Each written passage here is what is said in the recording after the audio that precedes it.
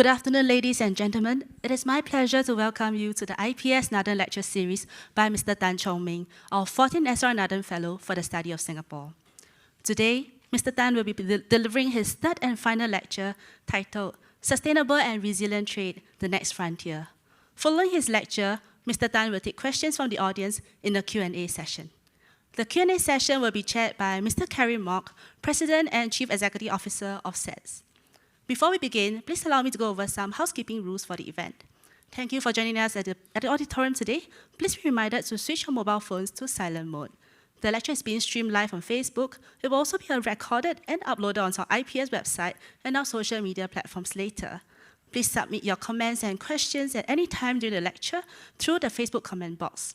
For our audience members here at the auditorium today, please step up to the mic during the Q&A session to ask your questions. We will try our best to answer as many questions as we can during the Q&A. We would also like to hear your views on the event. There will be a link in the feed and QR code at the end of the lecture for submitting your feedback. Ladies and gentlemen, without further ado, I would like to invite Mr. Tan Chong Meng to begin his final lecture. Mr. Tan, please.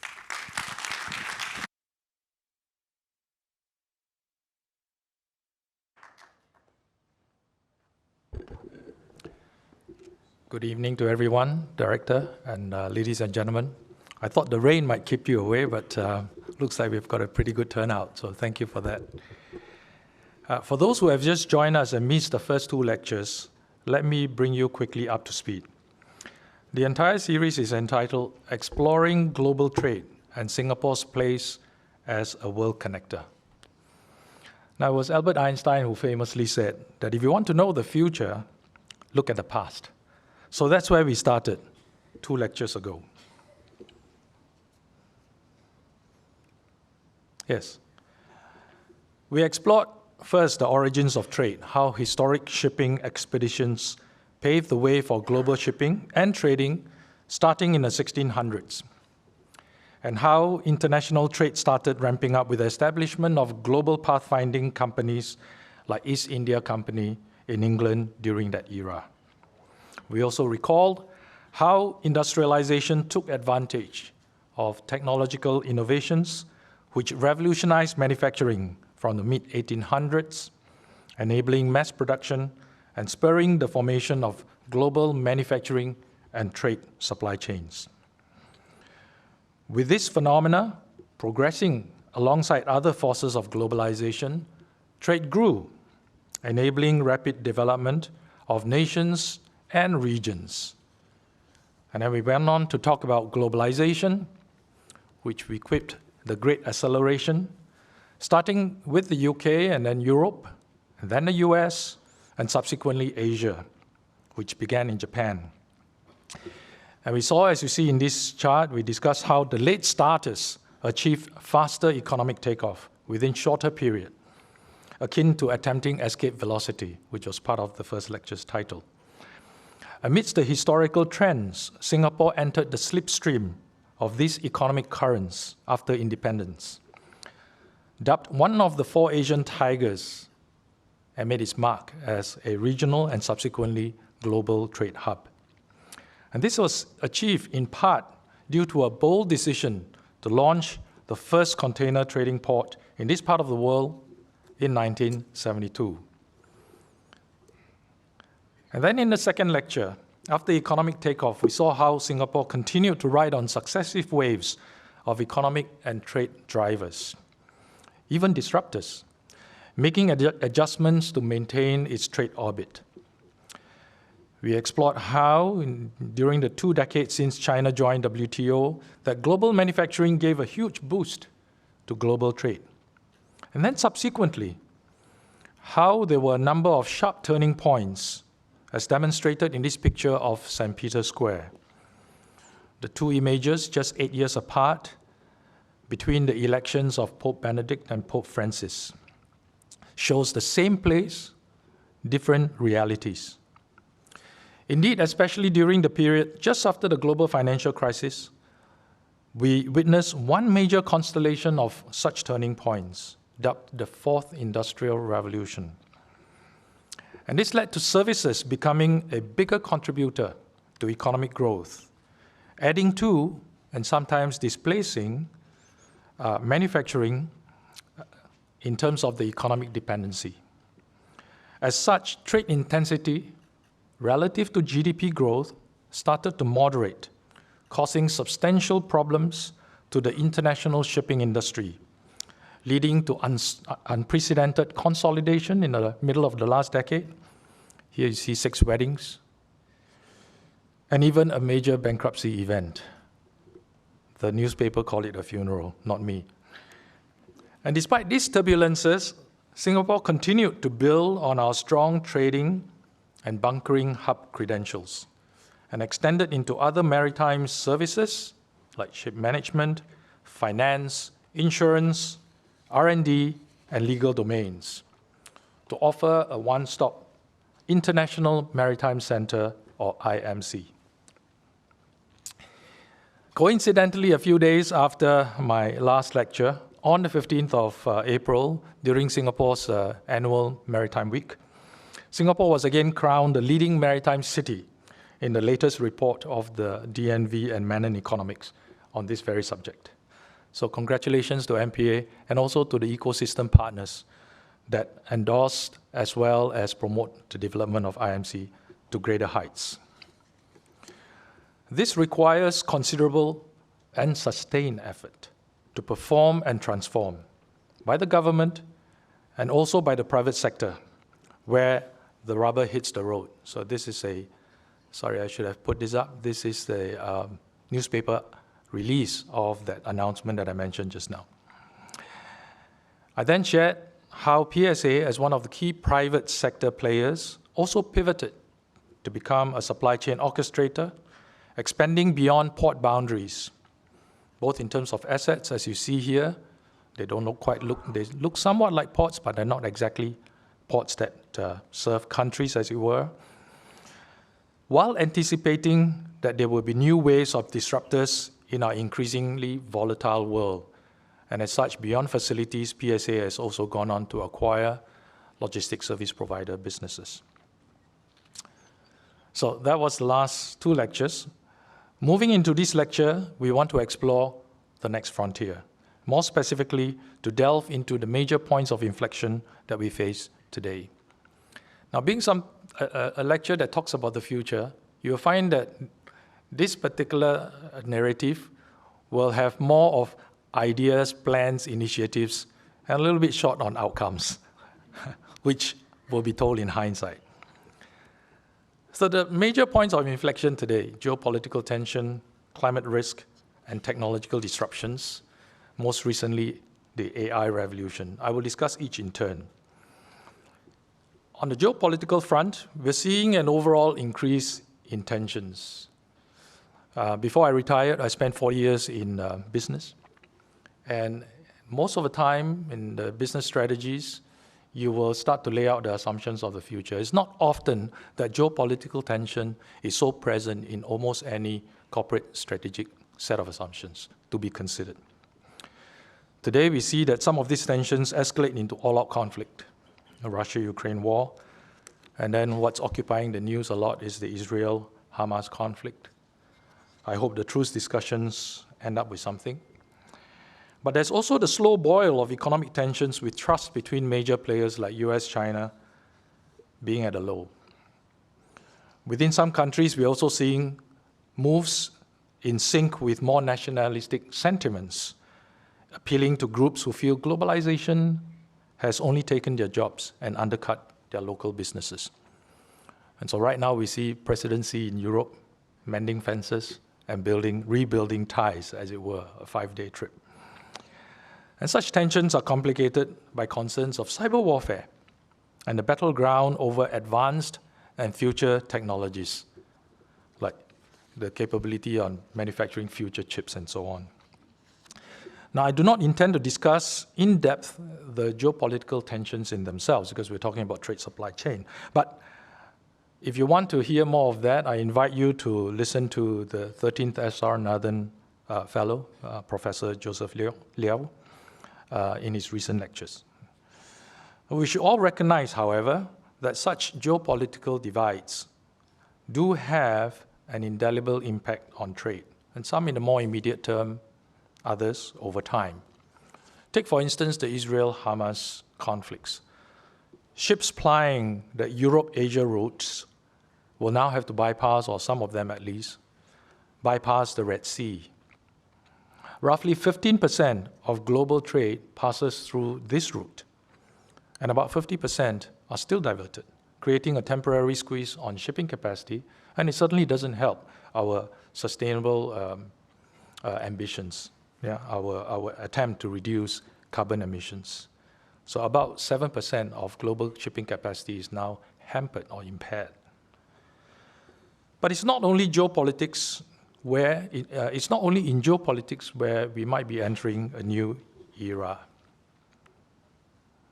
We are now in the Anthropocene. The bigger definition of the word is that it is used to describe the geological period of existence of humans on Earth. But the emphasis now is more the recent period, perhaps the last 200 years, since the first industrial revolution, where human activity started to have a significant and perhaps irreversible impact, if we are not careful, on the environment and ecosystem. Throughout human history, we have sought to adapt and optimize conditions in relation to our living environment on Earth. But in recent centuries, the great acceleration of population, industrialization, globalization, everything that we spoke about, has caused major implications on Mother Earth and impacting climate change. So let me give you the bad news. I don't know whether you are conscious of following CO2 now, but there is a website that literally says CO2 now. And it reports the CO2 intensity that is present in the world as observed from the Mauna Loa Observatory in Hawaii. And it says that today our CO2 level is at about 425. Now, I started tracking this many, many years ago when I was working in Shell and started calculating the delta of CO2 increase on a year-on-year basis. Estimated there was about 3, and the IPCC, Interplanetary Climate Change Council, said that if you get to 450, that would equate to roughly 2 degrees C increase compared to pre-industrial levels, and that would be really tipping point. And when I worked it all out, it seemed like we will get to 450 in around about 2035, 2040. Well, that date hasn't really quite changed. So if we do the math, we are about 25 away, 3 a year, 2.5 to 3, we're really about 10, 15 years away. So something that we have to work very hard on. If 2 degrees is cataclysmic, 1.5 is now the new go-to to say we don't even want to get past 1.5. But sporadically, as you can see from the Mercury, we are exceeding it, and there are really widespread experience of hotspots in our neighborhood. Bangkok recently announced or shared that they have more deaths this year than experienced before in an entire year previously. And this because this chart is what it is. I mean, before the 1950s, the amount of emissions in the world was like about less than 5 billion tons a year of CO2. Today, every year, about 35 billion tons. And this is just from energy-based emissions. It doesn't include land use implications, nor the total greenhouse gas emissions effect. This is what we cause from the activities linked to usage of energy. And this chart is a bit misleading because it's not a linear vertical chart. Oh, sorry, this is actually a linear vertical chart. It's another chart that I refer to is nonlinear. Nonetheless, you can see that the slopes really increased past the 1960s. What has caused this? It's called modern life. There's the impact of modern life. It's not due to somebody else's actions, not exported from elsewhere. This is us as a whole. And some of the developing countries may say, well, it's those who have been developed, but they're also on their way towards being a major contributor. There are many elements of modern life we take for granted. What we eat, what we buy, how we travel, how we live, the comfort we seek, and the leisure pursuits, and all collectively add to the last chart. Now, how does it happen? let's connect the dots. This chart unpacks at a high level what causes emissions. I apologize, it's a little bit slow. It's a little bit small, but on the left side, it gives emissions due to energy use. And if you just refer to the dark green portion, which is the emissions related to production and the goods we produce, and then next to that, transportation, that half roughly relates to consumption, production and consumption. And then the bottom half is energy related to how we work, how we live, how we play. Okay, and on the right-hand side, you see the CO2 emissions related to the products that we use. So it links to the upper part of the column on the left-hand side. Now, for the rest of the lecture, I'd like to just go down into 4 different areas that are informed by this chart. The first is the way we use materials and the concept of circularity. The second is production systems, how they will have to change. I call it the manufacturer's dilemma. The third is logistics. And commercial logistics is a hard-to-abate area, so we have to really delve into that. And the fourth is consumer choices, and here the 4 ticks refer to just a cup of coffee. And recrafted on this into how the industrial world sees it, you find that these 4 ticks also relate to the respective areas of industry that ultimately will impact trade and supply chains. Each of these industries has a role to play in shaping the outcome, but they are themselves impacted by very climate change as well. Just take, for example, one of these areas, drilling down a bit vertically into shipping and ports. Yes, it has a lot of contribution to make, and itself is an influencer, but it is also affected. Climate change will cause it to build higher ports so that it is resilient against rising coastal levels. And the conditions may be so harsh that equipment and operational methods will have to change quite drastically. In the second order, you'll find that there are potential effects on the melting of the polar cap. We discussed that before, questions were raised. And second order effects like having to impose carbon tax, which will ultimately also play a role in how these industries have to respond. So the first tick, let's deal with circularity first. This is quite fundamental. Is it possible, or is it just, I say long on concept, short on good examples and outcomes? Because it hinges on the system behind how we produce and how we consume. As you can see, depicted here very simply, the vast majority of our processes today, linking production and consumption, is still a take, make, waste model. We draw raw materials from the earth, we convert it into end products, we use the end products, and then after that it becomes landfill. I'm not just talking about plastic products and plastic bags. More significantly, products like washing machine. I mean, what happens to the washing machine you want to dispose of because a certain part of it is defective? Maybe some parts have a shorter life cycle than other parts of the whole machine. Or maybe there's just a new model that the head of the house wants. Now, a commercial model today doesn't generally encourage the recovery of the useful product, but I do believe going forward it may be increasingly mandated. But let's look at a couple of circularity examples, one present and one perhaps the future, but it's in your pockets. An LPG cylinder is a great example on circularity. If you ask a successful LPG business person, you say, which is more important, the metal management or the gas management? You might be surprised. The answer is metal management. Because the bottle needs to come back. It's the more expensive part of the whole product. But you pay a deposit and after that you use forever. Right?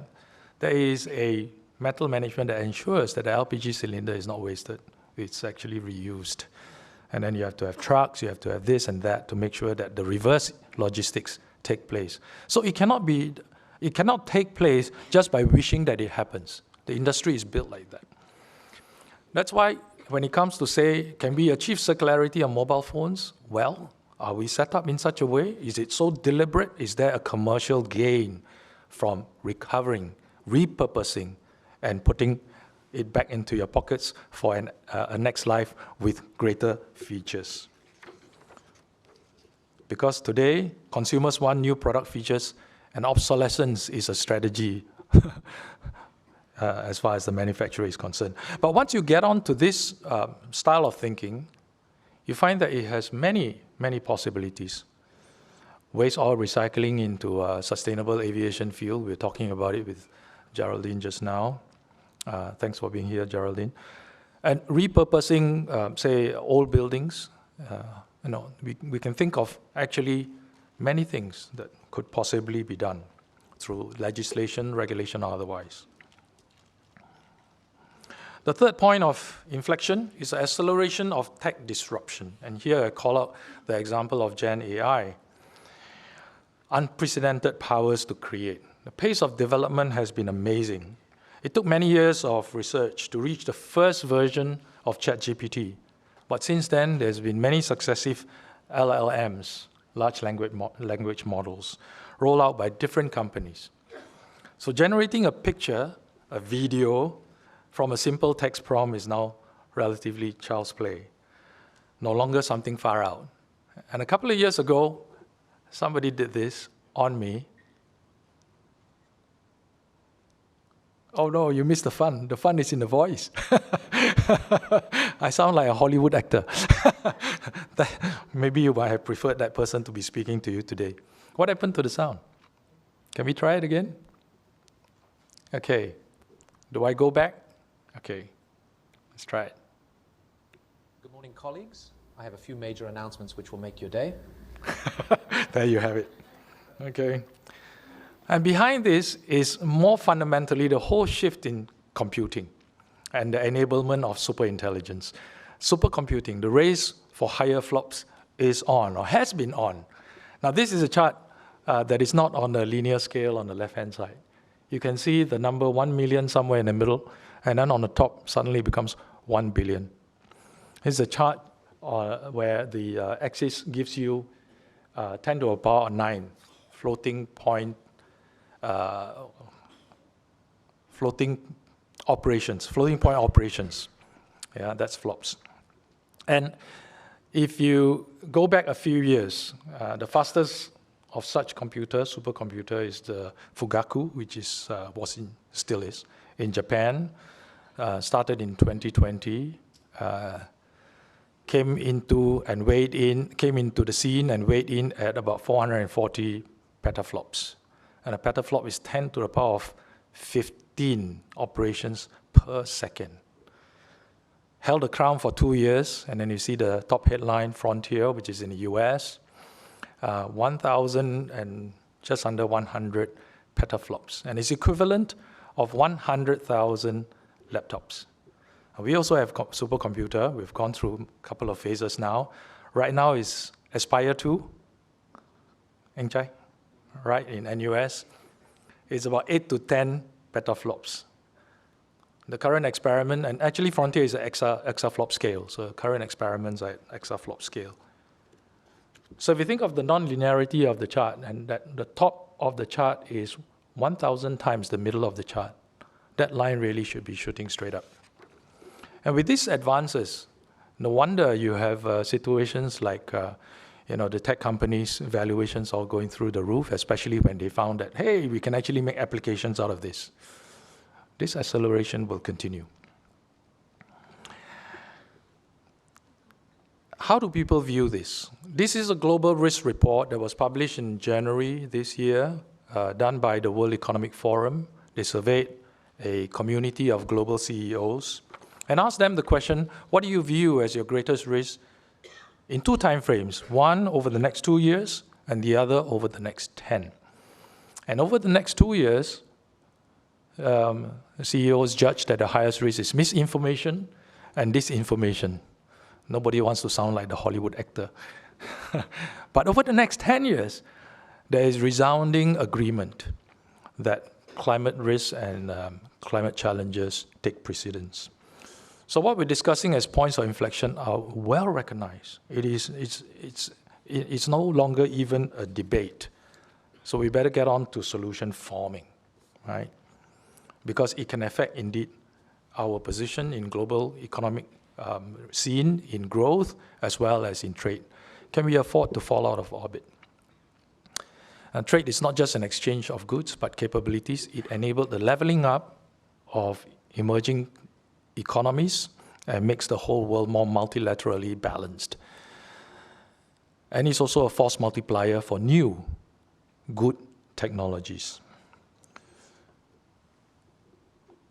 However, we want to ensure that it continues with an additional emphasis or focus on resilience, inclusivity, and sustainability. Resilience was strengthened, the concern about resilience was strengthened a lot by COVID. And people realized then that just in time, in a very efficient, multinational, well-distributed, they thought well-organized manufacturing network and chain just disappointed them. And so people started to design for resilience, maybe just in case. But inclusivity and sustainability came in as people considered one threat to existentialism. The other threats, I think, came also to the fore. So now this has all become quite important, our ESGs. Along this reasoning, I'd like to discuss three perspectives to addressing the two points of inflection that we can, not the geopolitics, but the climate risks and the technological disruptions. One, and this is the two ticks that we talk about, the manufacturer's dilemma. Diversify, don't deglobalize. Let's not get off the globalization orbit, but let's do things differently. I can foresee that over the next 10 years, say, we will see manufacturers struggling to simply continue with current product design and manufacturing approach.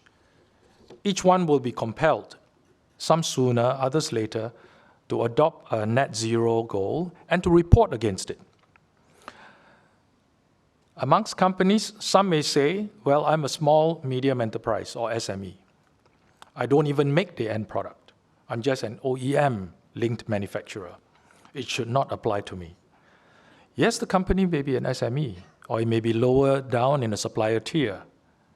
But the reality is our entire manufacturing world is dominated by SMEs. And they are key to the success and the outcomes generated by the whole manufacturing ecosystem. And for the large manufacturers, all the MNCs, to meet their own net zero commitments, they will be more inclined to procure their supplies and services from SMEs whose carbon footprints are well mitigated. So by extension, everyone, regardless of size or position in the value chain, will be subject to similar goals, if not the same. It's only a matter of time. For a long time, manufacturers were driven by low cost, high market share, and maximum profit drivers. Now they have to diversify their approaches. Consider product design, if you look at the questions that are around that box. Production process re-engineering, and include in that train of thought the rewiring of their global supply chain, which is next. Now, the way in which global supply chains used to be built have been organic, incremental, and mostly procurement-driven. The low-cost provider wins. So if we look at the left side, we have kept adding layers of supply chain services to meet increasing demands without rethinking or revamping the whole. I'm making sweeping statements, but by and large, it's been the case. It has served us well in the past, but it can be clunky and leaves us vulnerable to new and unforeseen disruptors. It's a little bit like our wardrobe. We buy new clothes in keeping with latest fashion or body weight, without stepping back and seeing what a mess our wardrobes have become. And not only that, it may bear no resemblance to the person you wish to be. Yeah, you heard it right. I mean, we are all vain. But manufacturers have witnessed the risks on their supply chains during COVID, as I mentioned before. And going forward, depending on their products, manufacturers will want to build optionality and resilience while continuing to build or to create customer value. And over time, put in a measure of carbon economics with full E2E transparency. That's over on the right. Ultimately, they will have to think at two levels and ensure that this new balance is right. They should still enjoy the merits of globalization, leverage competitive advantage through global supply chains, and expand market access. But locally, at every production level, they should pursue inclusive growth through capability building, continual upskilling or deep skilling of the local workforce. In Singapore, we offer things like Skills Future for companies to employ, and to ensure that environmentally sustainable practices are also being followed with the necessary net zero goals, actions, and reporting. The implication for Singapore is not just one Skills Future, but like that, we need to be ready and agile enough to support the manufacturers in their quest to uplift capabilities needed in their transitions. Now we move on to the three ticks, the freight part, decarbonizing supply chains. Let's start from the big picture, as it were, on freight. So transport has non-freight components and freight components. So how you fly, how you travel, that's on the non-freight part, not commercial, that is. And then the shipment of goods is on the freight side. It contributes about 20% of global GHG emissions. So if you do the math, you'll find that freight itself is about 8%. And in the previous chart, you saw around about 10%. And then if you unpack that 10% or 8%, you'll find that it's caused by the various modes of transportation that is used. And sea freight, I'll call it sea freight, accounts for about a third, okay? So roughly about 2.5% of the world's emissions, gross accounting, is caused by shipping. I'll start by tackling that one, because that is what is predominantly used in global trade. Because shipping is predominantly an international industry with global codes of practice, it is appropriate that we understand what is being done at a global stage and then how Singapore is complementing that. The global UN agency responsible for regulating maritime transport is the International Maritime Organization, or the IMO for short. And in 2023, after a number of years of serious consideration and debate, we saw the IMO adopting a new set of strengthened GHG emission reduction targets for international shipping, principally to achieve net zero by 2050, with intermediate goals, as you see here, by 2030, as well as 2040. A clear signal for the global shipping community to pull together and accelerate change. And by the way, we have the first Singaporean in over 20 years appointed as a vice chair of the Marine Environment Protection Committee. So we do have a voice in influencing these outcomes. And that took place in 2022, so his voice, Mr. Tan Han Chiang, should have contributed to some of the decision making, so that's great. But then setting goals is one thing. What about the actions that need to follow? Right? Again, this is in the realm of initiatives, and sometimes I even say hope. To achieve the net zero goals, one significant multilateral collaboration effort is green and digital shipping corridors. In short, GDSCs. There are route-based action plans, market route, shipping routes, action plans that aim to promote the deployment and uptake of green fuels and solutions. The introduction of the Clyde Bank Declaration for Green Shipping Corridors in 2021 first mooted this concept and sought the establishment of at least 6 of such zero-emission maritime corridors by the end of the decade. Very ambitious, but to this end, MPA initiated as well its GDSC strategy to promote the development and uptake of zero or near zero fuels. But he also added to that the ambition to accelerate maritime digitalization for greater operational efficiencies, which I'll come to in a minute, because it's not just about changing the fuel, eventually it's also how you use it. To date, Singapore has established 5 GDSCs across the globe. Now, there are quite a number of projects around the world, but Singapore is actively involved through MPA in these 5, as you see here.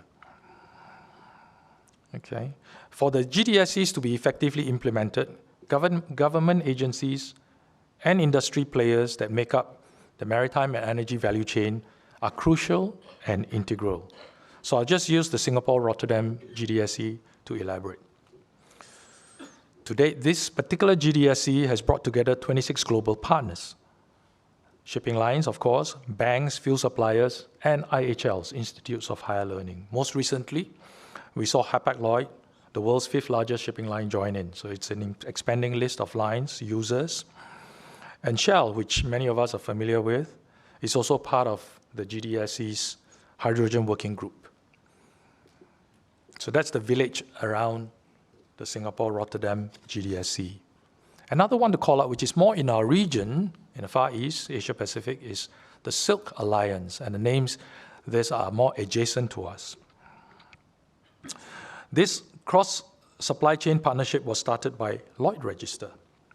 And the underlying concept is to consolidate new fuel demand in the captive area for which supporting infrastructure can be tailored and established, like the required bunkering infrastructure, for instance.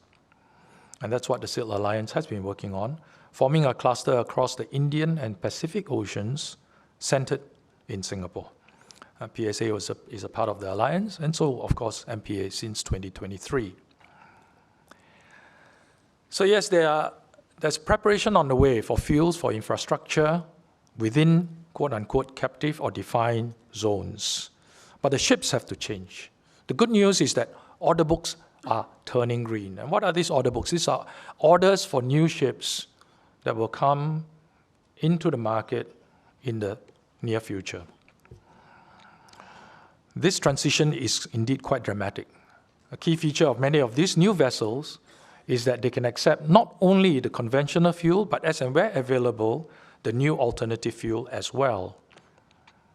In 2016, you can see that just 8% of the new vessels ordered could run on alternative fuels. And today, it's like 50%. Now, if the shipping lines are expecting that there will be new fuels, there better be effort to create the availability of new fuels. And there is really quite, it's really quite challenging. It's a task that is very tough. But as a top bunkering hub, Singapore is naturally interested and engaged in shaping the future of how international shipping is fueled. So last year, you see 2 examples here. Last year in July, MPA conducted the world's first ship-to-container ship methanol bunkering for one of Maersk's container ships. Methanol being a liquid that is fairly conventional in handling requirements, could be done with the more or less the current facilities. And so this was done earlier from ship to container ship, sort of like a more normal bunkering exercise.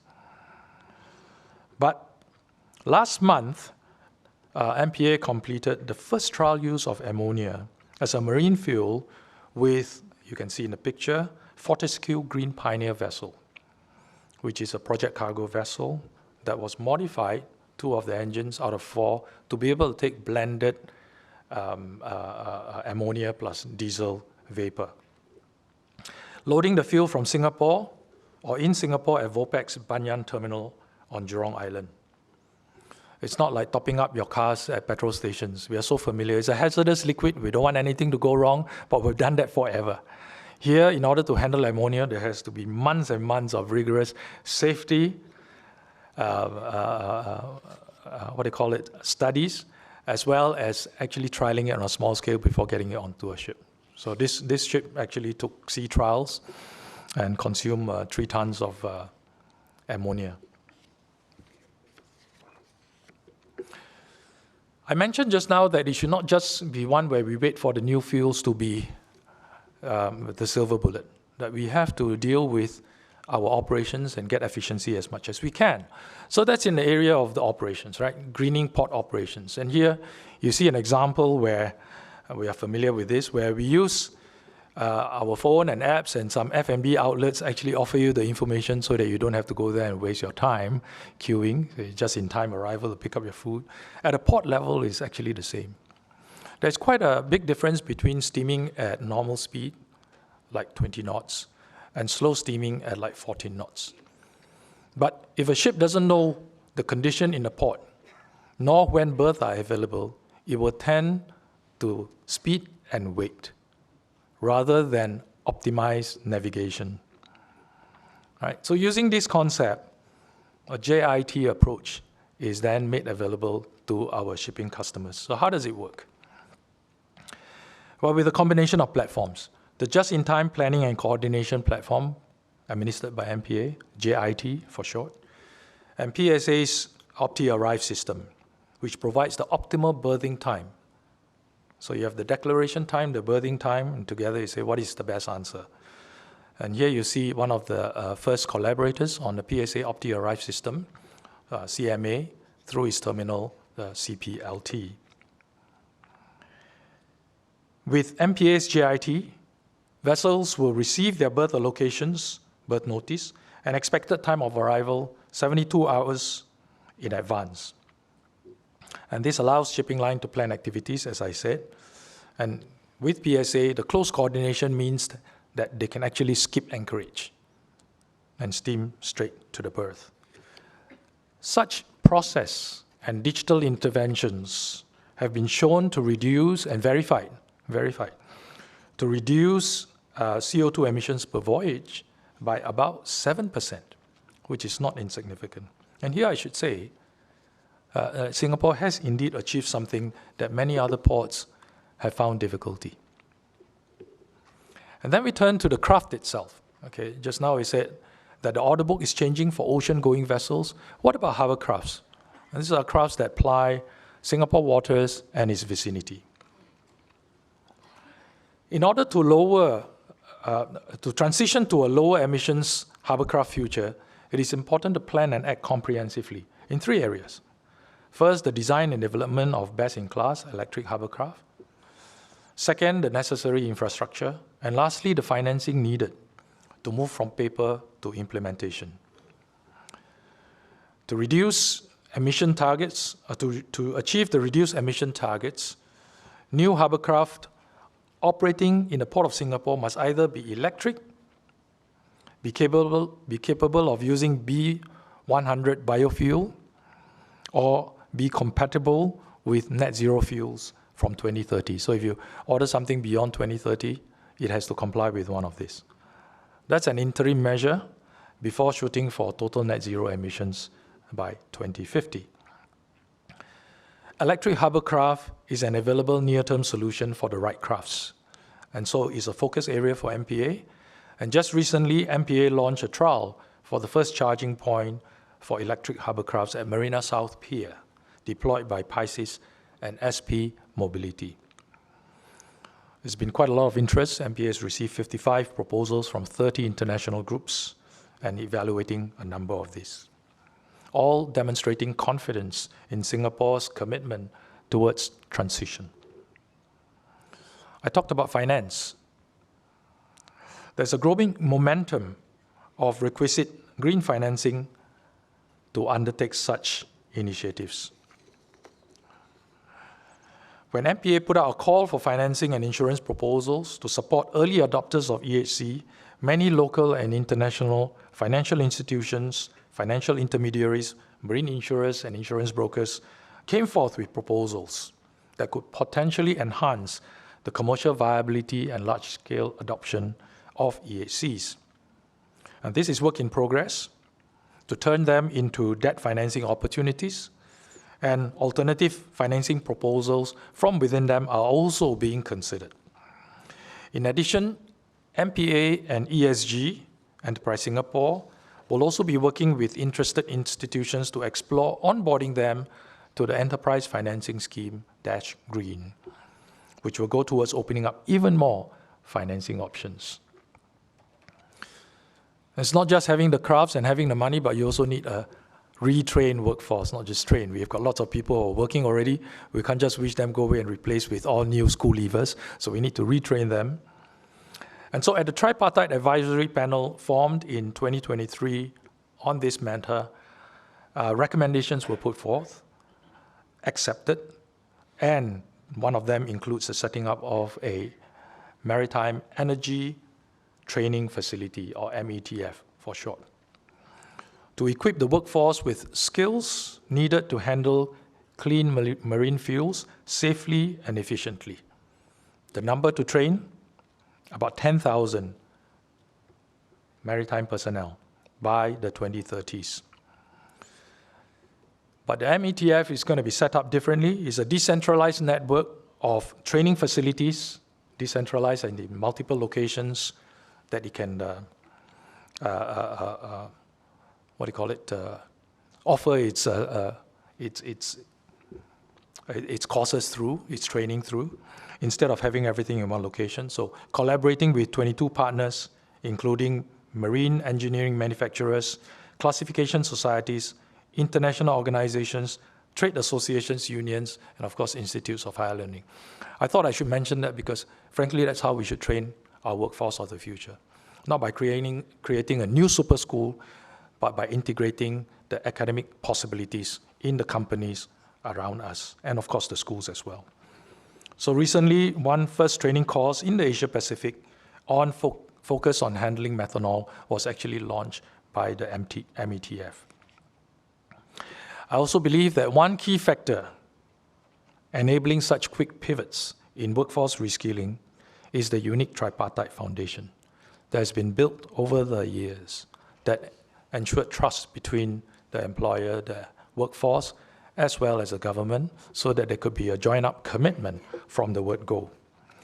Not to be taken for granted, but something that is key.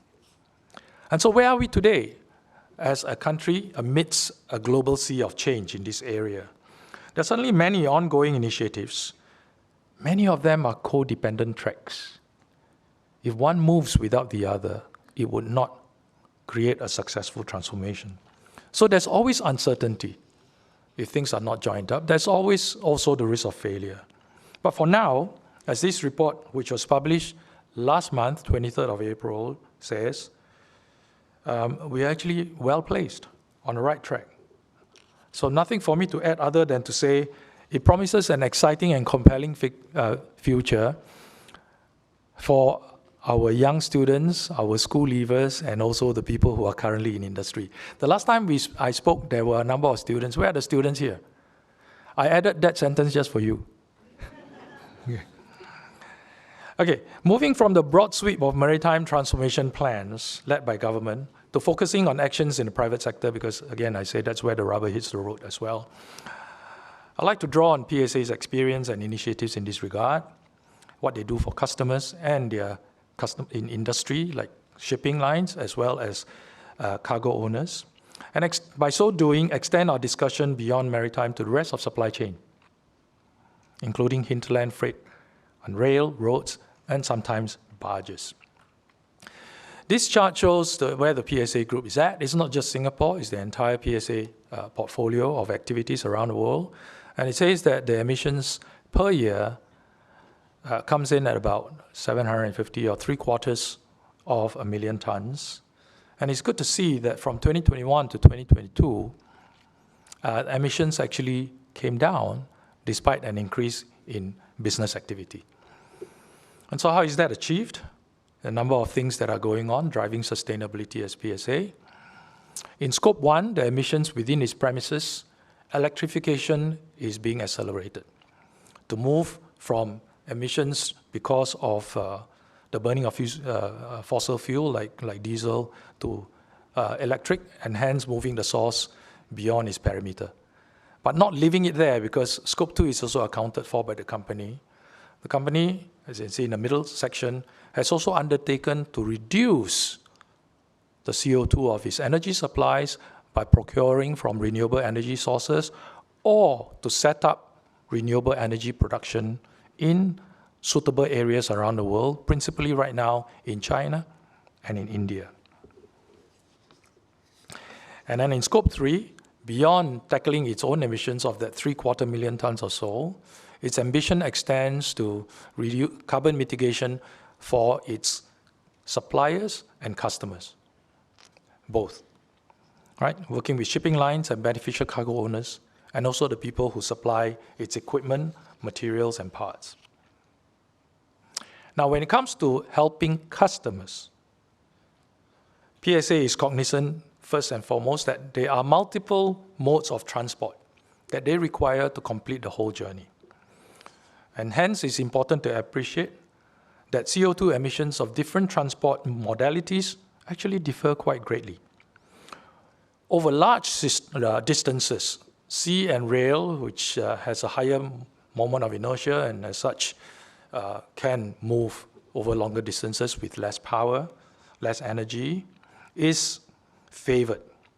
But short distance, road is favored because of flexibility. It does, however, have a much higher CO2 emission intensity. And then there are multimodal hybrids, combinations of road and short sea, like what we do in Jurong Island, road and rail, that's in other countries, we don't have rail here, road and barge, that's if you have a river system, that's like in Europe. Those combinations may provide more optimal outcomes. But under all circumstances, as we were discussing just now, Kerry, sorry, after this you have to moderate, and you'll have to answer your own question. Why air freight is the most CO2 intensive and what can we do? So in PSA's context, as I say, the beneficial cargo owners wants the best optimal outcome. And as a result, PSA had to invest in intermodal facilities that will enable the carriage of goods through multimodal facilities as and where they make sense. But it's not just the facilities, it's also the planning system that goes into modeling and determining which is the optimum modality. And so you see on this chart, facilities on the one side and network optimization digital aids on the right-hand side. And here's one example of supply chain mapping with a key customer. Customer is anonymous, but if the customer looks at it carefully, probably recognize itself. So there are a number of supply points and many receiving terminals, and modeling through different scenarios of dependencies on, say, a road-based system versus a multimodal system. You can see that putting it through the test of what is the best cost, best risk, and best CO2 outcomes, you can have different options. Now, if you are rewiring your whole supply chain in tranches, if you like, not just optimizing, although this can be done real time. If you're redesigning your supply chain and making a big phase shift, then I would say modeling like this would be very key to uncover what would be resilient and also efficient in the future. It's one thing on paper, it's another thing to ensure that there are such corridors and modalities to ensure that the cargo is also managed through that journey. So these are also PSA examples. On the left side, the Stuttgart Express, which is a service created by PSA from Italy, Genoa, to Stuttgart, taking the cargo off the roads where a transalpine transfer would have 4 times to 5 times the carbon emissions compared to the rail product that you see here, and also resilience and reliability.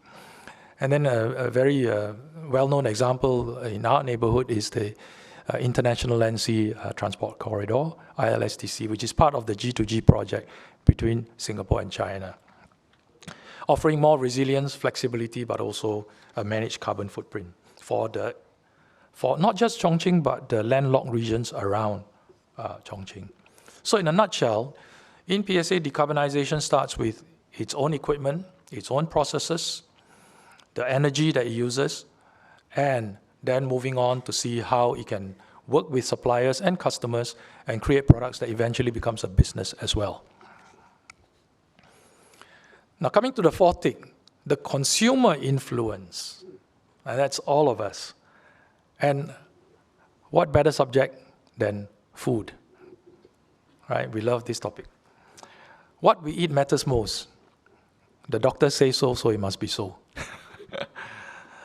You can see quite a big disparity or differentiation between different types of food in terms of their carbon footprint, both in terms of production, processing, transportation, and also something called waste. Right? Do you know your food carbon footprint? i.e., the carbon footprint of the food you consume. Normally we don't. It's not labeled, it's not printed, there's no indication. But that is now. When we see indications that people are more responsible, more conscious, and hence offer information upon which you can make your choice. So you can see vegetables, very low carbon footprint if taken fresh. You can also see, interestingly, this corn. Before preparing for this, I didn't know about it. It's actually not a new company. It is a meat substitute company going back 30 years. And its carbon footprint, because it uses vegetable origins, is also quite low. Right?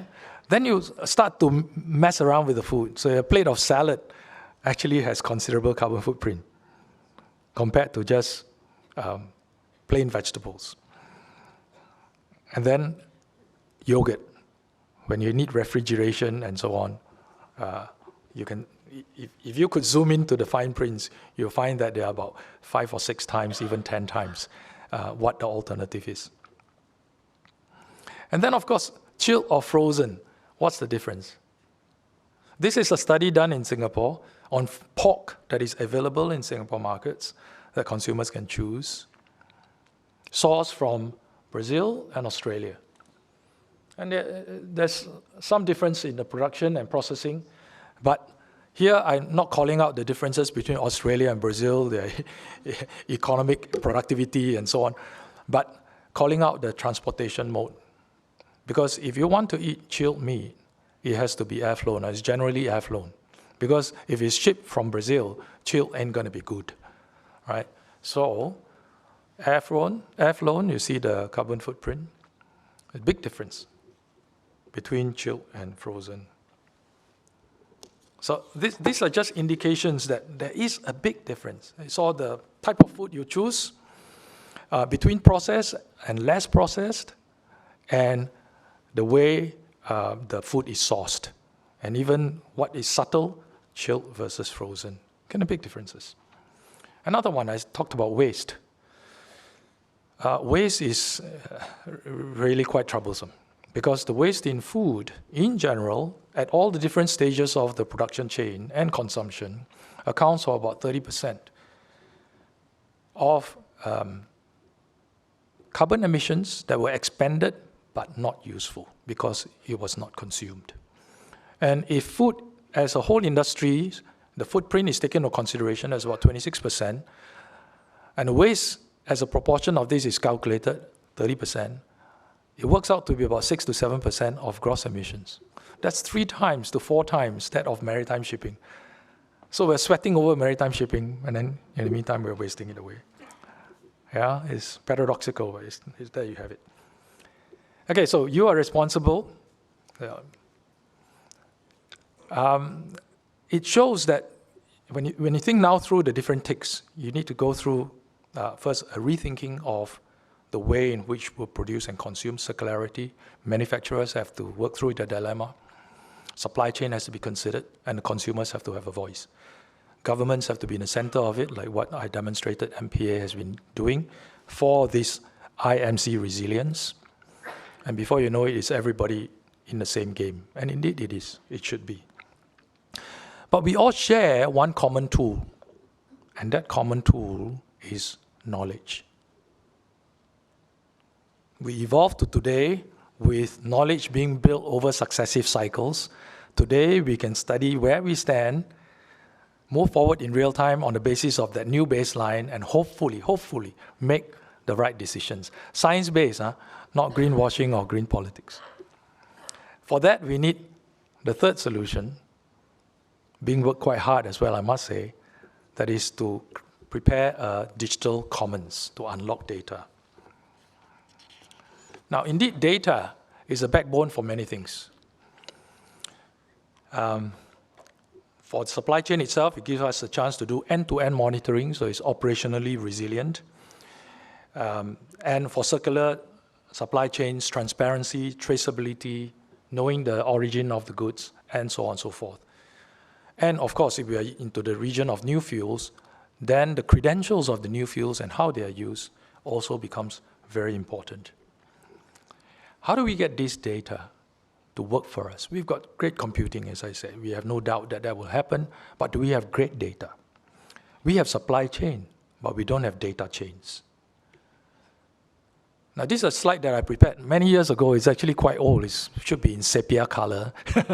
Digitalizing supply chain is much more challenging than Uber. The reason why the example call out is Uber because it was done during that time, right? There are half a dozen data points that are needed in transacting a requirement and then post-transaction or post-journey fulfillment of the bill, payment of the bill.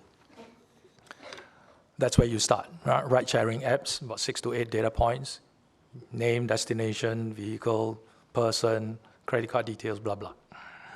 And then you get to, let's say, the next type of logistics, say airline reservation systems. There are multiple airline reservation systems, but they work together behind the scenes. And the number of data points that are needed, more, but not insurmountable. Standardized, interoperable throughout the world. Different airlines may use different systems. You can connect through different airlines, and somehow they will exchange. The data is used once. And then you come to our present topic, which is supply chain. Very different. And here you see the number of data items, the number of documents, because in my second lecture, I talk about how supply chain means the management of 3 flows. The physical flow itself, the regulatory flow, compliance, and the third is financial flow. So when you add all those things together, the wrong financial flow can stop a physical flow, vice versa, that sort of thing. You find that you begin to depend on many players in the ecosystem to work in sync to have a successful transaction.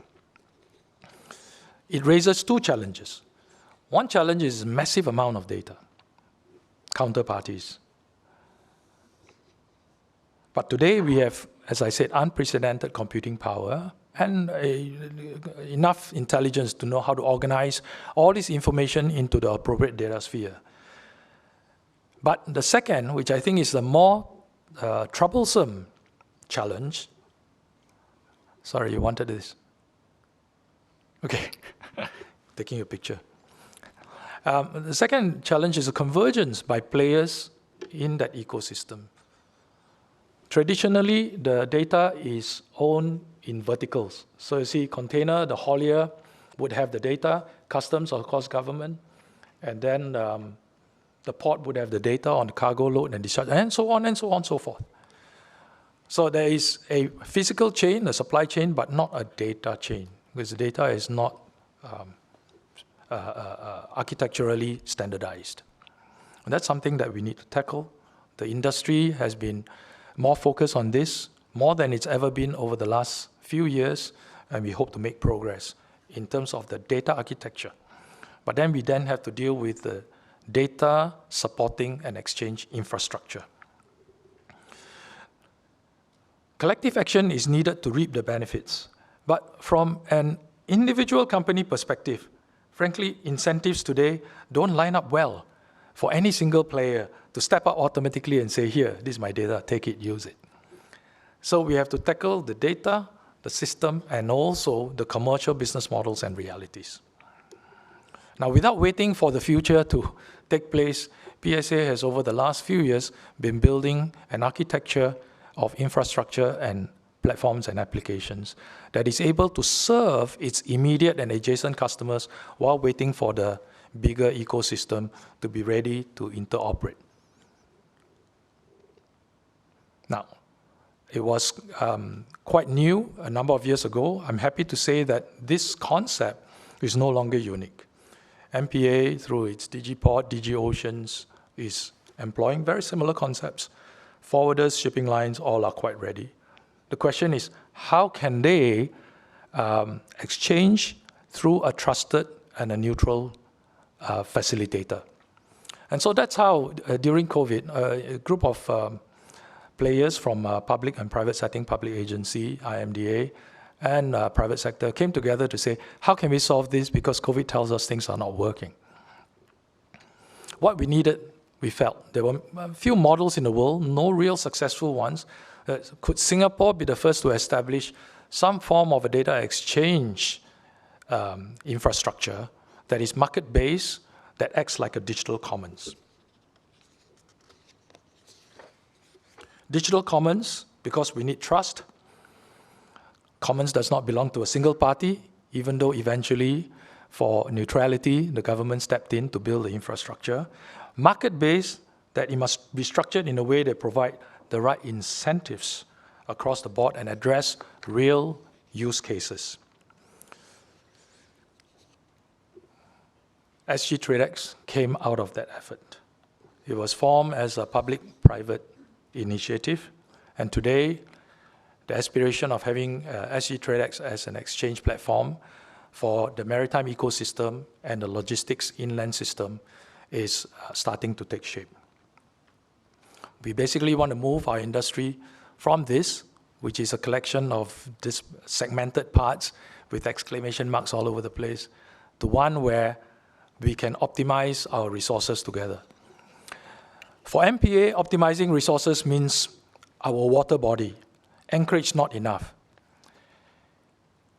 Inland logistics means we don't want more trucks than we really, really need. In fact, today we have more trucks than we really need because the utilization and productivity is not as high as it should be.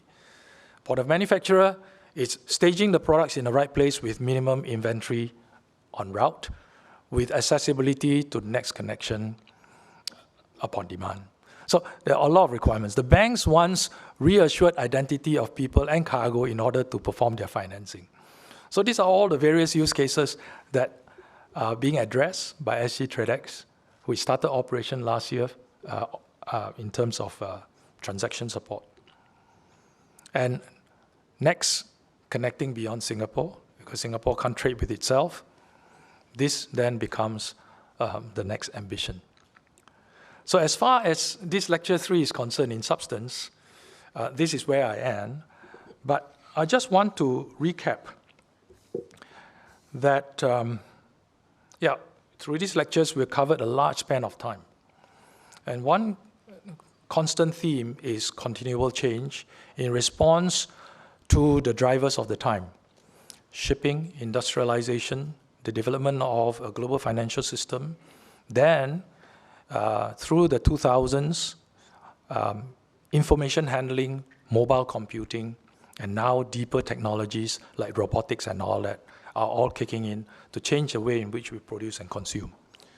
With one realization: none of all this is helping us bend the curve on emissions enough to ensure that we don't hit that ceiling that we are so fearful of. And so that is our future that we have to tackle.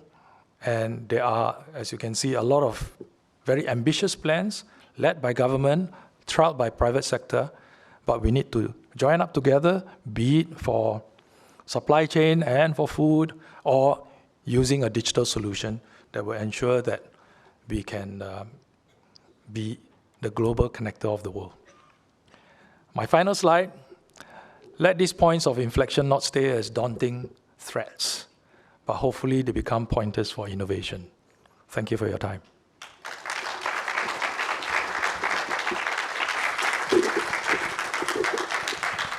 Thank you, Mr. Tan. For those watching the lecture on Facebook, please submit your comments and questions through the Facebook comment box. For our audience members here, please step up to the mic stands to ask your questions. May I now invite Mr. Kerry Mok, President and Chief Executive Officer of SETS, to start the Q&A session.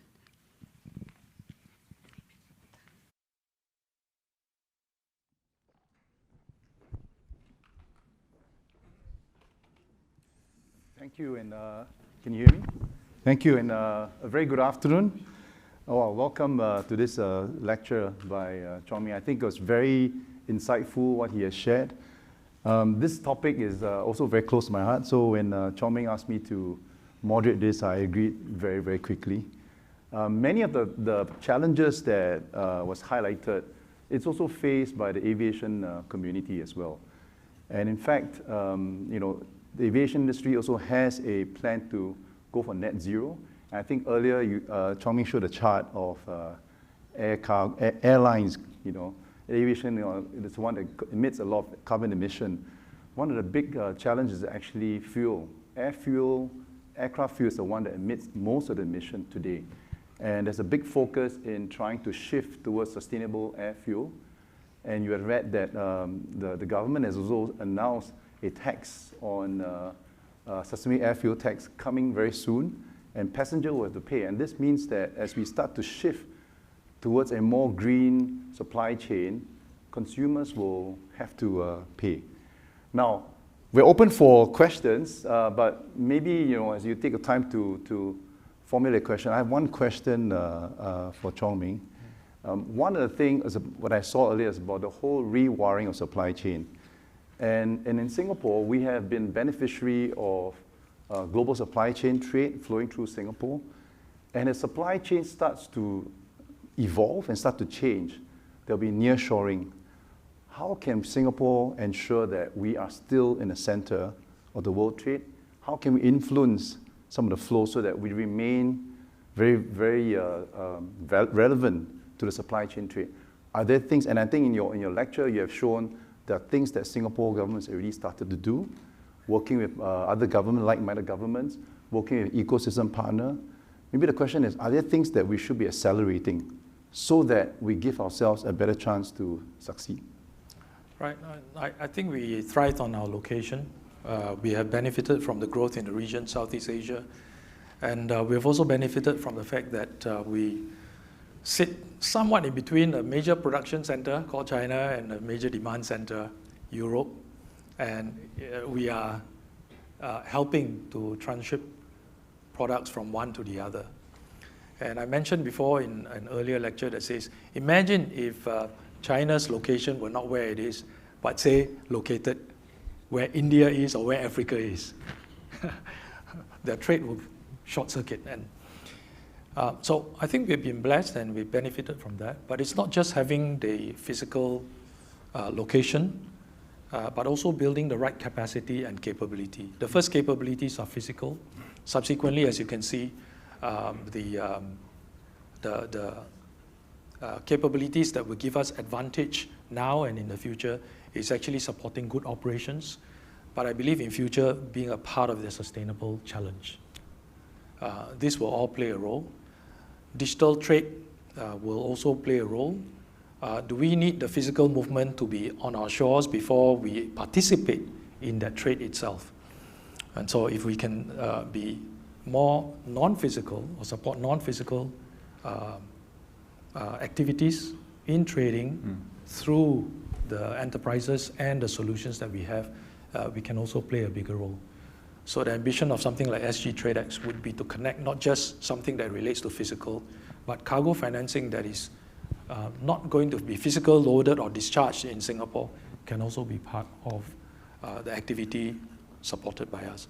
It's also the origins of approved oil trader thinking and schemes from many years ago. You don't have to land in Singapore to be something that Singapore works with. So continual change. Government through its industry transition and being top of the ranks in IMC is non-trivial. Because through that, many other players in the domain hub and are based in Singapore to create a vibrant ecosystem. And all this familiarity and confidence and knowing that it works, COVID in or not, is also something that will give people the reason to choose. Yes, maybe they want to go to other places, but Singapore will be one of the centers that they cannot ignore. There's a question. Thank you. Yeah, there's a question. Can you please state your name and... Thank you. My name is Helena Chu. The last time I stood here for more than 18 minutes. So this time I'm very thankful that I only stood here for 5 minutes. Yeah. My name is Helena Chu. Okay. So for all who are concerned whether Chong Meng did reach out to me, maybe the questions were a bit too deep, he needed more time. Okay. So we can continue, to be the resilient and reliable infrastructure country to go to. You know, just like BlackBerry, they had all the features, okay? And we were able, BlackBerry was something that we can do without. We cannot do without, okay? BlackBerry was a gadget that we cannot do without, okay? And BlackBerry, Nokia, proved that knowledge alone with new baseline was not sufficient, as it was in fact their way of digging into their own dungeons to death. Okay, we can continue to build features. Okay, we can continue like BlackBerry to build features, apps, infrastructure, industry standards. Or I can again invite you, Temasek, and all players to connect, communicate, and collaborate, and ponder on a deeper level on why we do what we do. Okay?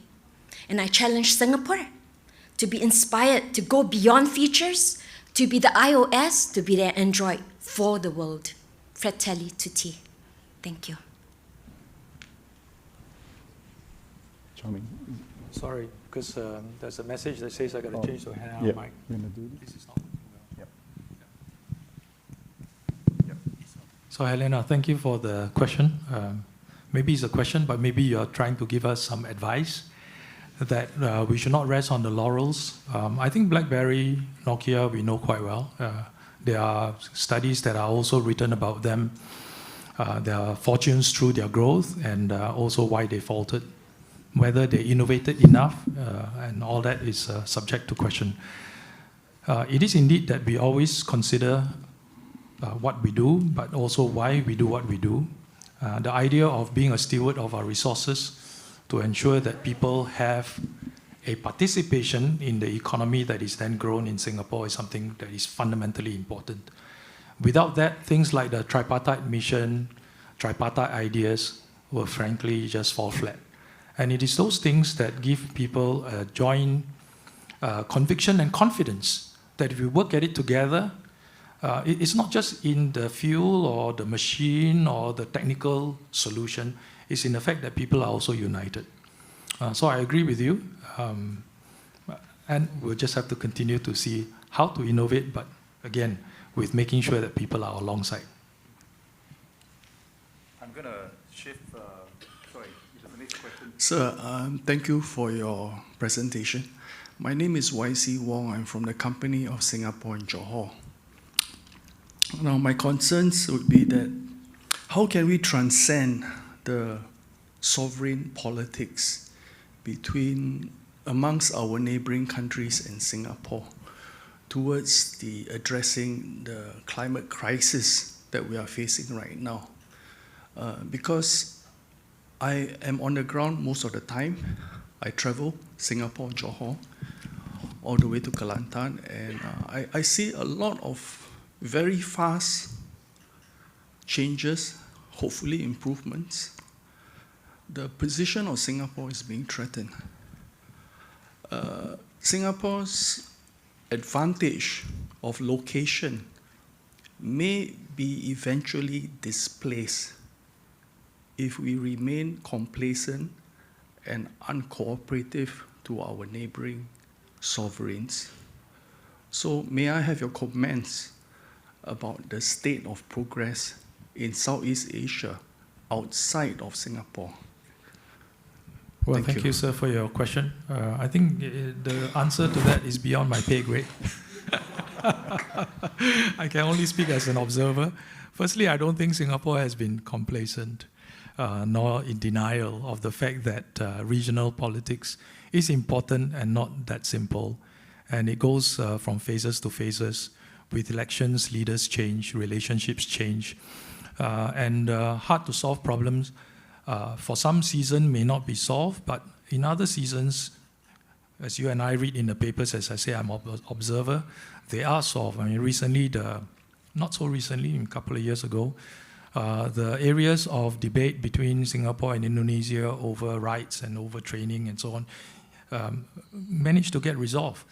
So I think the Singapore leaders is cognizant of this, and our leaders are indeed working hard on this area. I'm glad that the high-level visits are taking place. There's one taking place in Singapore right now, for instance, and these are all part of building towards the future.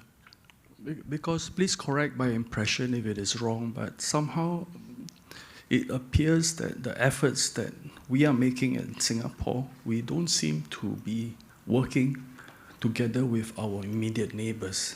And because of that, a lot of things remains unresolved. And grassroots action is the most effective action from experience. Thank you. I would say let's break down, if you like, or group the type of issues that people have to solve into two main categories.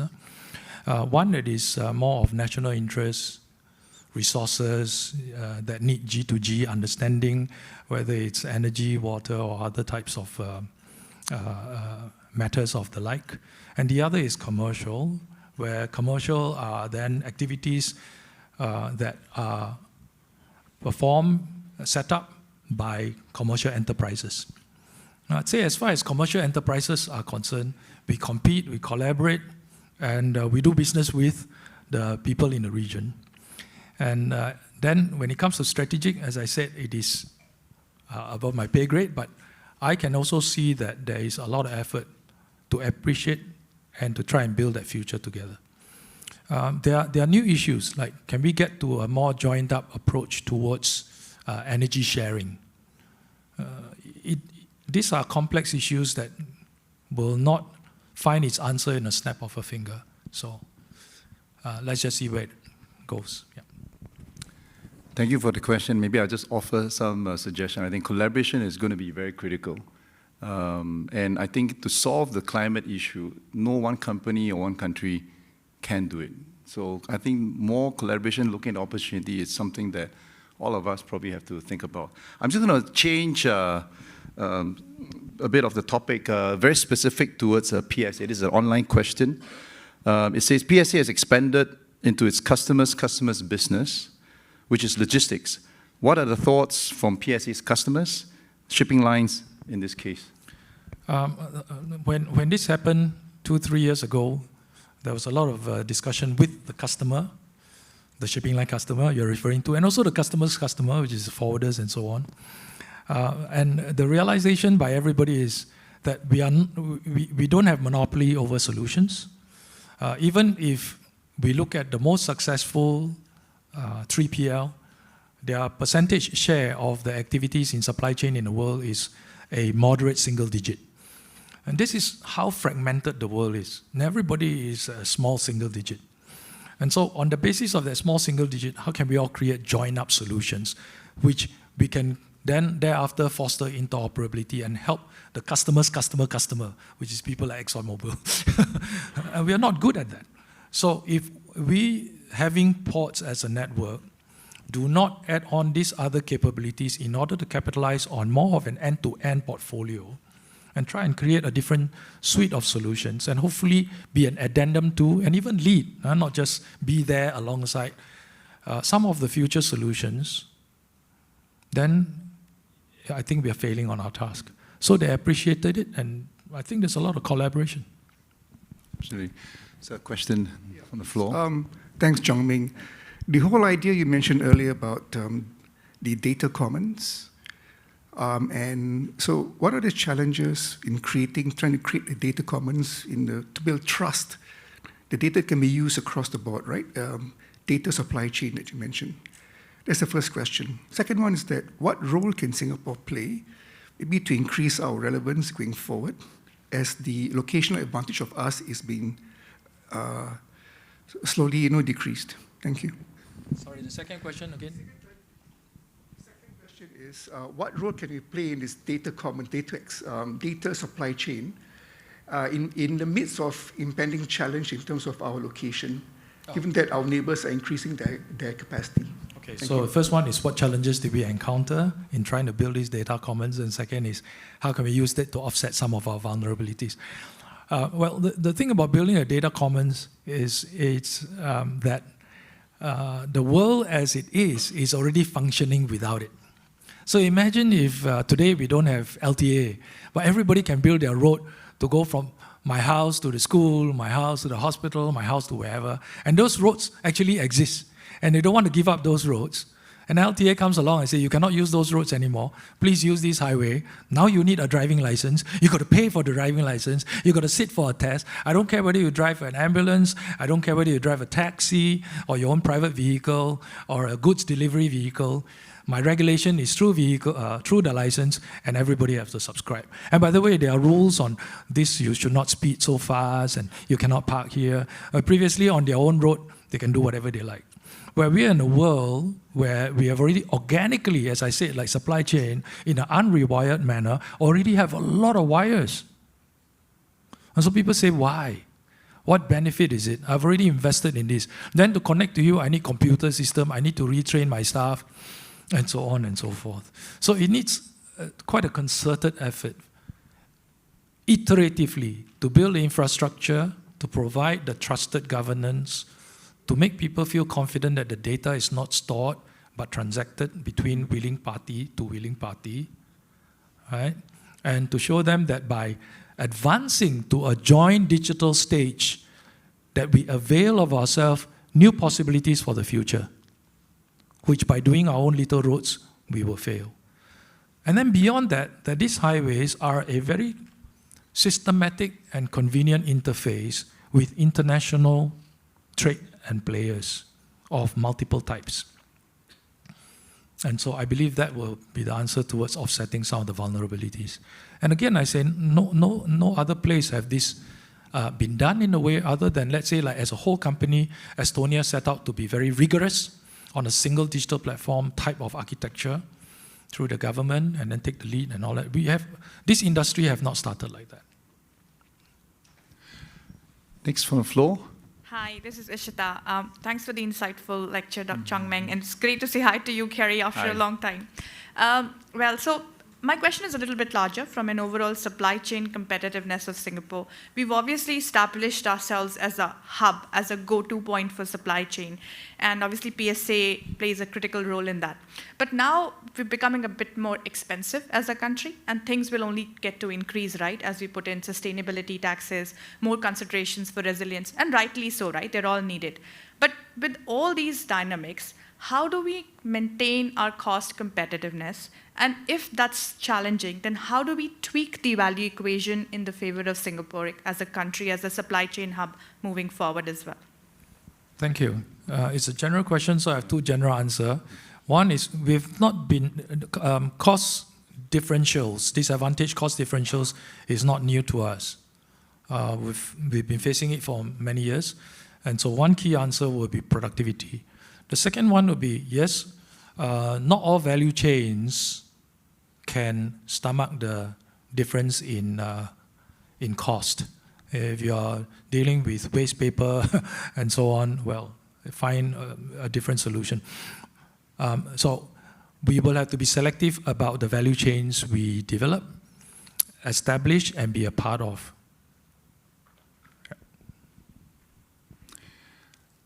Yes, there's a gentleman from floor. Hi. Can Is this okay? Oh, hi. Yeah, hi, I'm Mr. Tan. I'm Kong Yi. I'm a student from SUSS. My question is a bit more technical than nitty-gritty part concerning the hovercraft. My question relates to how fast does the e-hovercraft run as fast as a non-e-hovercraft? The reason why I ask is because in the planning process, I understand there's a lot of work to plan through the technical part, technology part, the labor part, and the supply demand, so on and so forth. But my question is, in terms of the overarching planning process, for example, like let's say when a pandemic hits or when there's a crisis hits, do you take into account thinking that has different scenario plannings, like doing a war or something like that? Yeah. Thank you. So there are two questions. One is specifically, do e-hovercrafts move as fast as non-E? They can be made to move in a similar fashion with similar speed. But bear in mind that within a harbor, we can't go very fast. But the other question is, what assumptions do we make and what scenarios do we consider when we plan our fleets? I would say that I think, so firstly, I'm speaking from the perspective of one corporate experience. I'm sure MPA and all the other companies and agency experts will have their own planning assumptions and contingencies and so on. And there are contingencies that are baked into our operational processes, as well as maybe fleet capacity as well. But I would kind of turn the question a little bit to say, in the future world, what are the things that we have to think of that would be different from the world we are used to knowing? The world of the world of gas, the world of new fuels will tend to challenge our conventional norms on productivity. Time of operation and the usage of resources indeed may be more challenging than what we used to. So I gave you the example of Fortescue. I visited the ship. I went through the fueling equipment and the refueling process. And the refueling of 3 cubes of ammonia, being an experiment, took 4 hours. You see a tanker. I see Ziyang smiling. Ziyang used to be the chairman of Shell. A tanker, 27,000 liters, 27 cubes, arriving at the station, takes a short while to pump and discharge. Same thing with bunker. We can pump at very high energy transfer rates. LNG, much slower. Then you get to this one. My goodness, 3 cubes, not a lot, 4 hours. So these are realities, but it will change quite fast. But you will get to a point, because of safe handling, because of the characteristics, that it will not be the same. When PSA went into the use of LNG for its tugboats, we found that indeed we have to allow more time and hence vessel capacity to go through a refueling process. Same thing with electric vehicles. The energy transfer needs to be taken into account, and the operational requirements as well. Training could offset a part of that, but your question, I think, is something that we'll have to learn over time. Just a question from the online audience. This is regarding SG TradeX. One of the largest shipping and logistics players like Maersk has terminated its trade lens initiative. In this regard, how is SG TradeX going to succeed, or how can it succeed in such an environment? So trade lens indeed was one of the models that we studied. At the time, we studied that. We studied Nexport, Flexport. We studied quite a number of models.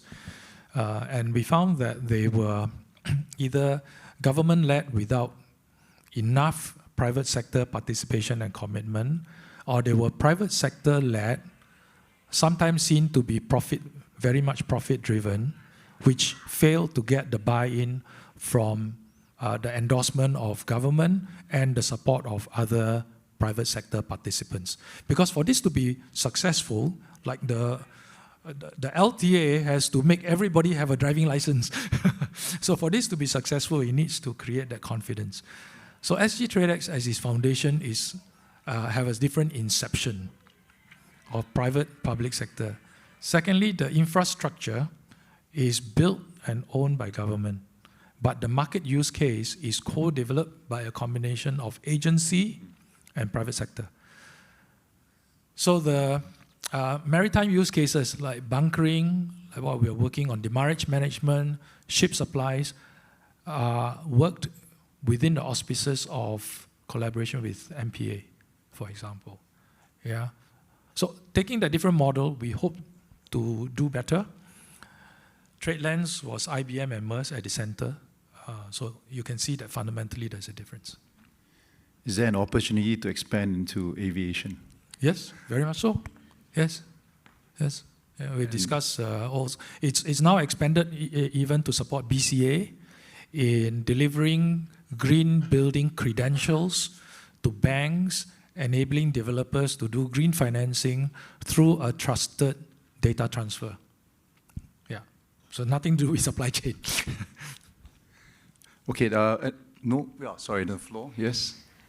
Yeah, thank you, Mr. Tan, for your insightful session. And I come here for a second lecture as well, but I didn't manage to ask my question last time. I remember you invited some difficult question, and I've got one interesting. I forgot to introduce myself. I'm a US master student, majored in supply chain management, and I come from China.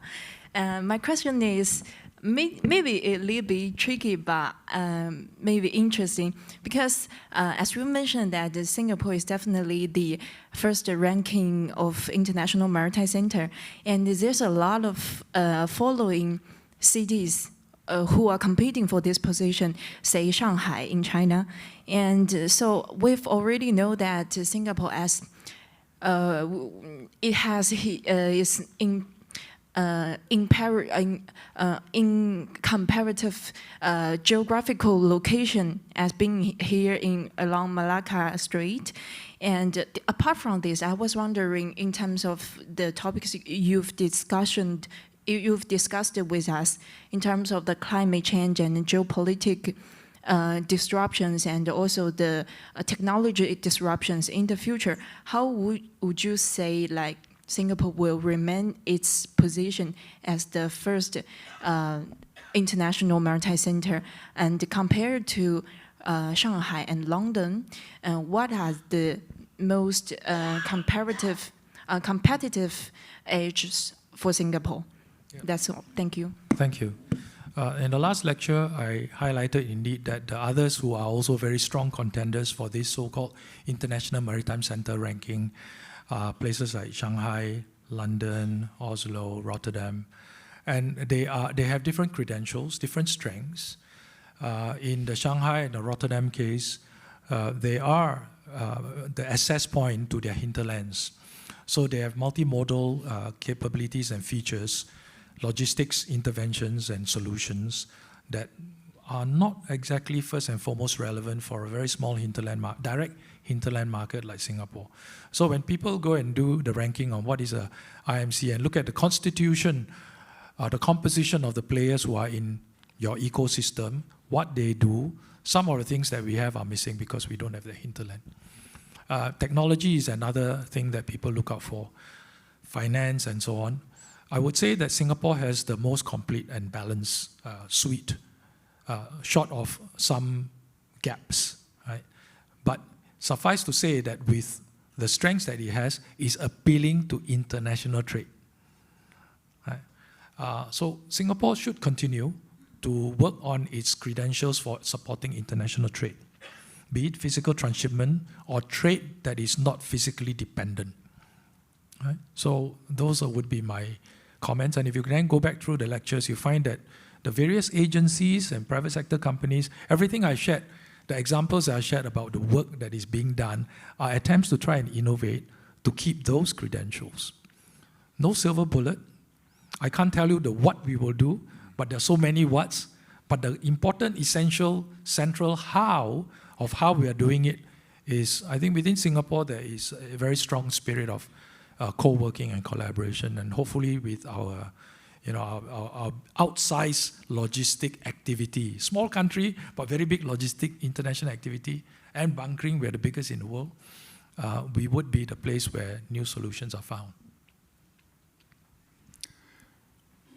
This will be the last question. We are running out of time. Please state your name and the question. Okay. My name is Irene Ho, and I'd like to know what we've lived through the COVID and all that supply chain disruption. What is the next disaster awaiting us? Shall we take a poll? Well, let me fall back on the WEF risk monitor. An answer is as good as any, but based on the CEOs of the world and whatever befalls the world, we all know that butterfly flap wings somewhere, the other side there's a storm, or the other corner of the world. Let's be watchful over how computing change and AI and so on will create both its good and its challenges for industries, for society. You see, many things define or has a chance to change what we do, and hopefully for the better. But AI may have a chance to change who we are and what people believe. And that is somewhat scary. And so people say that's a very high risk for the near term, means we better take action now, guard that one. And the longer term is clear. I mean, climate crises do creep on you. We haven't got, as it were, a cataclysmic event that kills so many people. In fact, I think the man-made events like wars and all do exact even larger toll. So climate events hasn't quite exacted that same toll, but we should not wait for the cataclysmic event, which signals a tipping point, to come to us before we act. I think that's a good point to end. It's a bit of a wake-up call that says, let's keep working together. Thank you very much. Thank you. And on that note, we'll end the Q&A session. Thank you very much for attending, and Chong Meng, thank you for a very insightful session. We'll have Janice to have some last words. Thank you, Mr. Tan and Mr. Mok, for the engaging discussion. May I now invite IPS Director, Mr. Janadas Devan, to give his closing remarks. Director, please. Thank you, ladies and gentlemen. We have come to the end of Mr. Tan Chong Meng's lecture series. I extend my gratitude to you. I won't summarize his 3 lectures. You know, you've heard them. They were all incredibly impressive and rich. I'd like to thank everyone who has been involved in this, the 14th IPS-Nathan lecture. Success, including each of Mr. Tan's moderators, Mr. Patrick Lee, Mr. Marcus Lam, and Mr. Kerry Mok, and of course, Mr. Tan himself. I should say, Chong Meng, that you may have inaugurated a new breed of the IPS-Nathan Fellow. Our previous IPS-Nathan Fellows included distinguished public servants like Peter Ho and Ravi Menon, or public intellectuals, for want of a better phrase, like Chong Meng, and very distinguished academics and historians, Tai Yong, Joseph Liao, who preceded you, and then, of course, the incomparable Wang Gangwu. You're the first IPS-Nathan lecturer from the corporate world, a highly intelligent, thoughtful person who also happened to have done and built big things. And in your case, PSA, I've been told not to say Port of Singapore Authority, run world-straddling organizations. You're a very difficult match, but you'll be succeeded by Lily Kong, president of SMU. We haven't invited her as an academic, speaking about her specialization, but about the idea of the modern university, a vastly different organism from the past. She'll be succeeded around this time next year by Philip Yeo, and then after that, Piyush Gupta. So, different breed of IPS-Nathan Fellows. In introducing you before the first lecture, I reminded everyone that, like many distinguished Singaporeans, Goh Keng Swee, Mr. Rajaratnam, Mr. Hon Siu Sen, you were born in Malaya. Actually, that happens to be true. So, all my fellow Singaporeans who happen to be born in Singapore, case closed. Okay.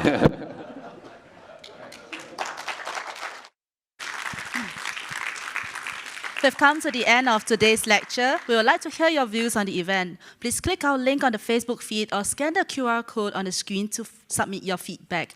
Thank you all for attending today's lecture. Have a good evening ahead.